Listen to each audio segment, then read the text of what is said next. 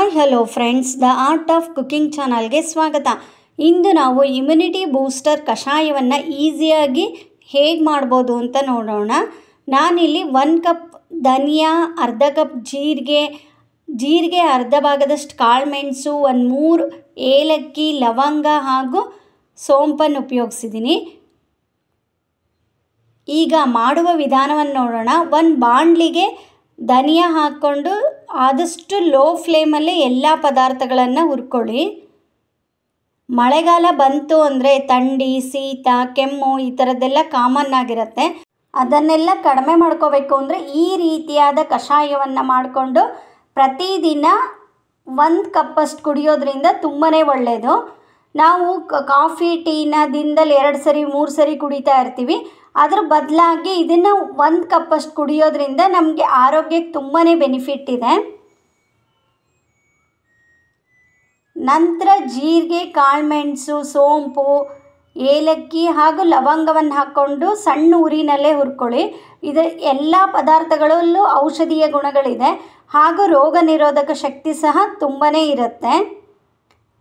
ಈ ರೀತಿಯಾಗಿ ಪ್ರತಿ ದಿವಸ 1 ಕಪ್ ಕುಡಿಯೋದ್ರಿಂದ ಮಳೆಗಾಲದಲ್ಲಿ ಆಗೋವಂಥ ಥಂಡಿ, ಶೀತ, ಕೆಮ್ಮು ಇದೆಲ್ಲವನ್ನು ಸಹ ಅವಾಯ್ಡ್ ಮಾಡ್ಬೋದು.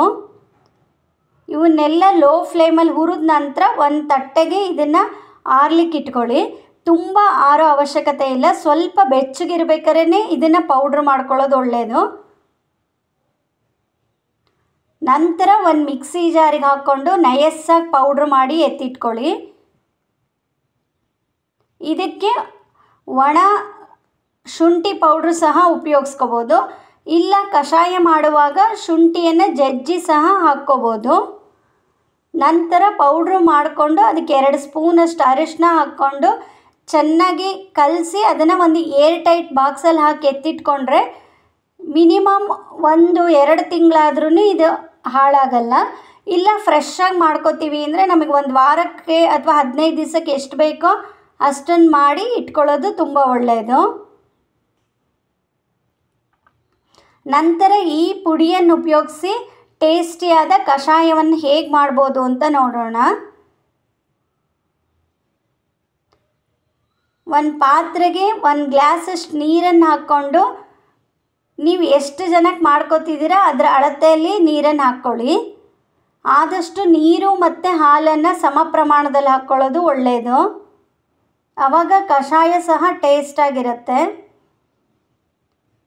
ನಂತರ 1 ಇಲ್ಲ 1.5 ಸ್ಪೂನಷ್ಟು ಕಷಾಯ ಪೌಡ್ರನ್ನು ಹಾಕ್ಕೊಳ್ಳಿ. ನಿಮಗೆ ಎಷ್ಟು ಸ್ಟ್ರಾಂಗಾಗಿ ಬೇಕೋ ಅಷ್ಟು ಪೌಡ್ರನ್ನು ಉಪಯೋಗಿಸ್ಕೊಳ್ಳಿ.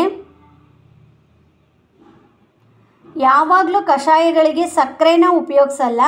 ಆದಷ್ಟು ಬೆಲ್ಲವನ್ನೇ ಉಪಯೋಗಿಸಿ ಕಷಾಯ ಮಾಡೋದು ಆರೋಗ್ಯಕ್ಕೆ ಸಹ ತುಂಬಾ ಒಳ್ಳೆಯದು. ನಾನಿಲ್ಲಿ ಆರ್ಗ್ಯಾನಿಕ್ ಬೆಲ್ಲವನ್ನು ಉಪಯೋಗಿಸಿದ್ದೀನಿ.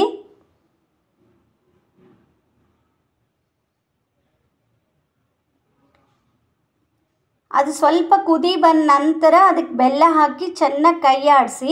ಆವಾಗ ಅದರಲ್ಲಿರೋ ಔಷಧಿ ಗುಣಗಳನ್ನೆಲ್ಲ ಅದು ಅಬ್ಸರ್ವ್ ಮಾಡ್ಕೊಳ್ಳುತ್ತೆ.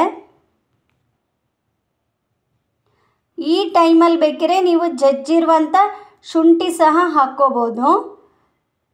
ಹಾಲನ್ನು ಆದಷ್ಟು ಉಗುರು ಬೆಚ್ಚಗಿರೋ ಹಾಲನ್ನು ಹಾಕ್ಕೊಳ್ಳಿ. ನಾವು ಬೆಲ್ಲ ಹಾಕೋದ್ರಿಂದ ಹಾಲು ಹಾಕಿದ ಮೇಲೆ ಹೆಚ್ಚು ಕುದಿಸೋ ಅವಶ್ಯಕತೆ ಇರಲ್ಲ. ಕುದಿಸಿದ್ರೆ ಕೆಲವೊಮ್ಮೆ ಒಡೆಯೋ ಚಾನ್ಸಸ್ ಇರುತ್ತೆ. ಹಾಗಿದ್ರಿಂದ ಕಷಾಯ ಪೂರ್ಣ ರೆಡಿ ಆದಮೇಲೆ ಸ್ವಲ್ಪ ಬಿಸಿಯಾಗಿರುವ ಹಾಲನ್ನೇ ಹಾಕಿ ಚೆನ್ನಾಗಿ ಕೈ ಆಡಿಸಿ. ನಂತರ ಸ್ಟವ್ ಆರಿಸಿ ಅದನ್ನು ಫಿಲ್ಟ್ರ್ ಮಾಡಿಕೊಂಡು ಆದಷ್ಟು ಬಿಸಿಯಾಗಿ ಕಷಾಯವನ್ನು ಸರ್ವ್ ಮಾಡಿ. ಈಗ ಇಮ್ಯುನಿಟಿ ಬೂಸ್ಟರ್ ಅಥವಾ ರೋಗ ನಿರೋಧಕ ಶಕ್ತಿಯುಳ್ಳ ಕಷಾಯ ರೆಡಿ. ಈ ವಿಡಿಯೋ ಇಷ್ಟವಾಗಿದ್ದಲ್ಲಿ ಲೈಕ್, ಶೇರ್ ಮತ್ತು ಕಮೆಂಟನ್ನು ಮಾಡಿ. ಇನ್ನು ಹೆಚ್ಚಿನ ವಿಡಿಯೋಗಳಿಗಾಗಿ ನನ್ನ ಚಾನಲ್ಗೆ ಸಬ್ಸ್ಕ್ರೈಬ್ ಆಗಿ. Thank you.